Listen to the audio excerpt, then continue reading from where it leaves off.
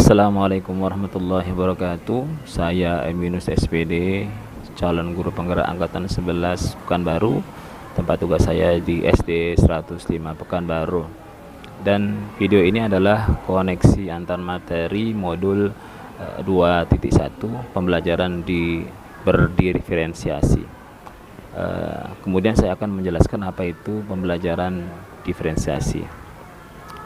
Pembelajaran diferensiasi adalah usaha guru dalam menyesuaikan proses pembelajaran di kelas untuk memenuhi kebutuhan belajar individu murid. Artinya pembelajaran diferensiasi adalah pembelajaran untuk mendukung semua murid di kelas kita. Maksudnya ya, setiap anak kan itu unik, mereka punya kelebihan dan kekurangan masing-masing.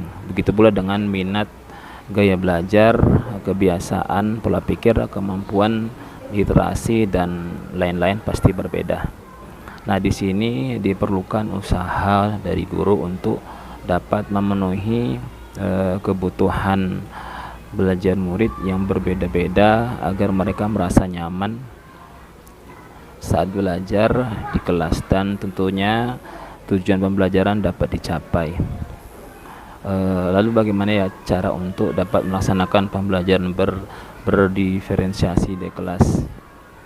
Agar dapat melakukan pembelajaran diferensiasi di kelas, guru harus memenuhi tujuan pembelajaran terlebih dahulu.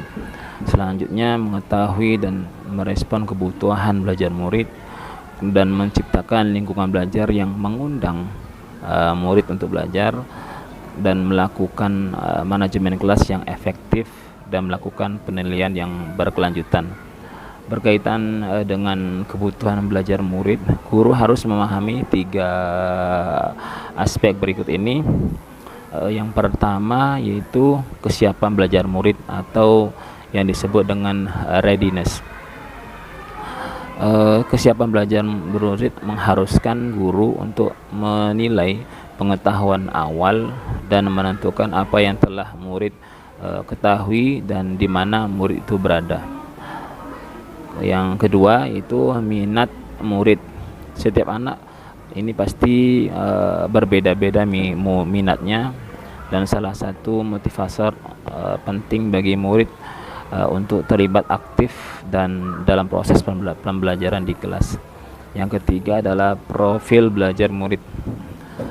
Profil belajar murid berkaitan dengan lingkungan, budaya, gaya belajar, dan kecerdasan majemuk yang berbeda-beda antara satu anak dengan anak yang lainnya. Kebutuhan belajar murid dapat diidentifikasi dengan berdasarkan cara-cara berikut ini. Yang pertama yaitu mengamati perilaku murid, kemudian mengidentifikasi pengetahuan awal, mereview atau melakukan refleksi terhadap praktek pembelajaran, berbicara dengan guru murid sebelumnya, membaca rapot murid di kelas sebelumnya, atau juga bisa menggunakan berbagai penilaian formatif dan diagnostik. Strategi untuk mendiferensiasi pembelajaran bisa dilakukan dengan 3 cara, yaitu diferensiasi konten, diferensiasi proses, dan diferensiasi produk. Guru dapat memilih salah satu atau kombinasi dari ketiganya. Diferensiasi konten ini berkaitan dengan apa yang kita ajarkan, seperti konsep atau keterampilan yang perlu dipelajari berdasarkan kurikulum. Diferensiasi konten bisa dilakukan dengan membedakan pengorganisasian atau format penyampaiannya, bukan mengubah atau menurunkan standar kurikulum. Sedangkan diferensiasi proses berupa kegiatan yang memungkinkan murid berlatih dengan memahami atau memaknai konten dengan cara membedakan proses yang harus dijalani oleh murid. Dan diferensiasi produk berupa bukti yang menunjukkan apa yang telah dipahami dengan cara membedakan atau memodifikasi produk sebagai hasil belajar murid, hasil latihan, penerapan, dan pengembangan apa yang telah dipelajari.